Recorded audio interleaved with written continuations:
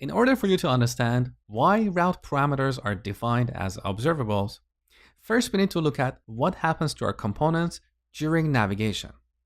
So let's say the user is on a page, and on this page we have component A. Now they click on a link or a button to go to a different page where we display component B. In this case, Angular is going to destroy component A, remove it from the DOM, and then it's going to create an initialized component B and render its template in the DOM. Also, to refresh your memory, we have component lifecycle hooks. So earlier I told you about the onInit and onDestroy interfaces. So if you want to be notified when a component is initialized or destroyed, you can implement these interfaces and add the corresponding methods in your components. So this is component lifecycle during navigation. Now let's take a look at a different scenario. So imagine we have a link or a button on component A that allows the user to navigate away from this page, but also get to the same page. What is a real-world example of this? Well, imagine you're building a banking application where the user can see all their transactions and the details of each transaction. On the transaction detail page, we have two buttons, previous and next. When the user clicks on either of these buttons, they go to the previous or the next transaction, and technically they are on the same page. So in this case, it doesn't make sense for Angular to destroy this component only to recreate it straight away after. So in this particular use case, what we have is the same component instance, but with different route parameters. So Angular is not going to destroy this component and is going to keep it in the DOM. And this is exactly the reason why route parameters are defined as observables. And this brings us to a different level of understanding about observables. An observable is technically a collection of asynchronous data that arrives over time. In the section about consuming HTTP services, we simply subscribe to an observable to get the response from the server. In that particular case, we had only one item or one object in our observable. That was the response from the server. But we can use observables to model streams of asynchronous data. So data comes into this stream, and anyone who has subscribed to this observable will be notified. Now, as a real-world example, here in GitHub profile component, we are subscribing to this param map observable. So GitHub profile component is an observer of this observable. Anytime there is new data in this collection, GitHub profile component will be notified. As a metaphor, think of a mailing list. When you subscribe to a mailing list on a blog, every time there is a new post, you will be notified. We have the exact same concept here. So we are subscribing to this param map, which is a collection of route parameters that can change over time. And every time there is a new route parameter, we'll be notified. Now, to help you better understand what happens to components lifecycle during navigation, I'm going to temporarily delete this code. And here in ng-on-init, I'm going to log something in the console. GitHub profile on init. Now back in the browser, if there is anything in the console, I want you to clear it right now. Now back here, I'm going to click on the first follower. So this takes us to the GitHub profile page. During this navigation, the old component, which was the followers component, was destroyed. And this new component, which is GitHub profile, was initialized and placed in the DOM. So now if you look at the console, we have this message, GitHub profile on init. Okay?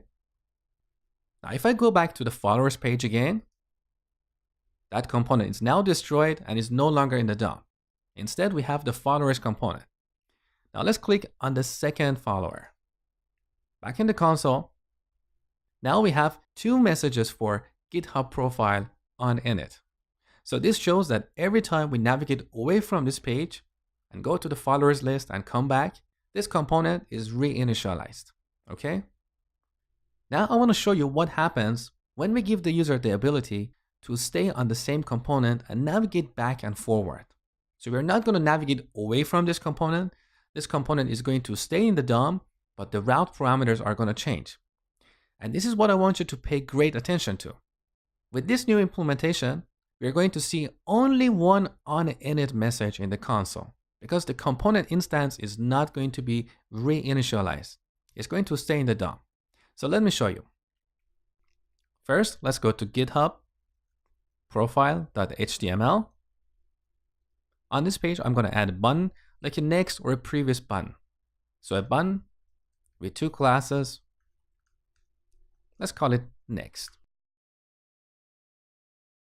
And here I'm going to bind the router link property to this array. The path is /followers. And as a route parameter or as a route argument, I'm going to supply some magic number here. It doesn't matter. When we click this button, we'll be on the same page, but the route parameter is going to change. So let's see this in action. Now back here, first I'm going to go in the console. So currently we have GitHub profile on init. And we see this message the first time we land on this page. Now, if I click the next button, we're not going to get a second on init message. Click. So you can see the route parameter changed, but in the console, we still have only one on init message. So this verifies that Angular did not destroy this component and recreate it. We have a single instance. So if you have an application with this kind of navigation built into it, because ng on init is called only once, in order to get access to the route parameters, you need to subscribe to the route map observable. So that's why we have this, the route.parammap.subscribe. So every time we have a new parameter, we can get that here.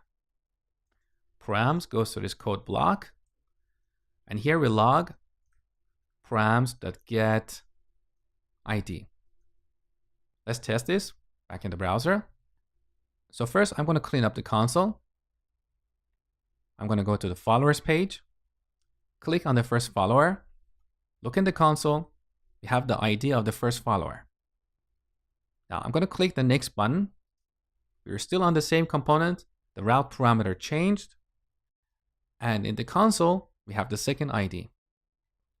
So this is the reason we need to subscribe to this observable. But in your applications, if you don't have this kind of scenario, if you don't allow the user to stay on the same page and navigate back and forth, there is a simpler way to get access to route parameters.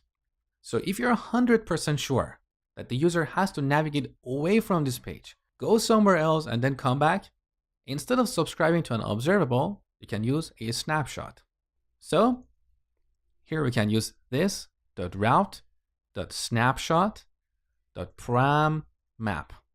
And this is the actual param map object and not an observable. So we can call the get method to get the ID parameter. Store it here and then log it in the console. Now we don't need this code anymore. So back in the browser, I'm on the followers page. I'm going to go to the first follower. We are on the profile for the first follower. So we should see their ID in the console, as you can see here. Now, assuming that we don't have this next button here, we always have to go back to the followers list in order to go to a second follower.